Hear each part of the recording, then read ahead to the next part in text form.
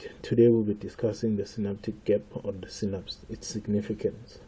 So between any two neurons, what we find is there's a microscopic gap between them, so which means the neurons are never really in contact with each other.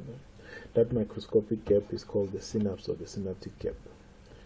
Then, the reason why you have this synapse is to ensure that impulses travel in a single direction. Let us look at how that actually occurs. So let's look at this diagram. So this is actually the axon of neuron number 1, and then this is the dendrite of neuron number 2. So that means right now the impulse is actually traveling in this direction. So our impulse is traveling in this direction. What it does is it stimulates vesicles to release neurotransmitters, which are chemical messengers. These neurotransmitters will move from the axon of one neuron and bind to receptors on the dendrite of another neuron. And then when they bind, they will regenerate the same impulse again.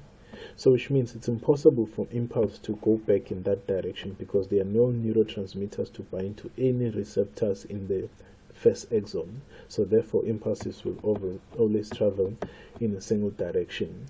So this helps to ensure that there is no continuous stimulation by the same stimulus.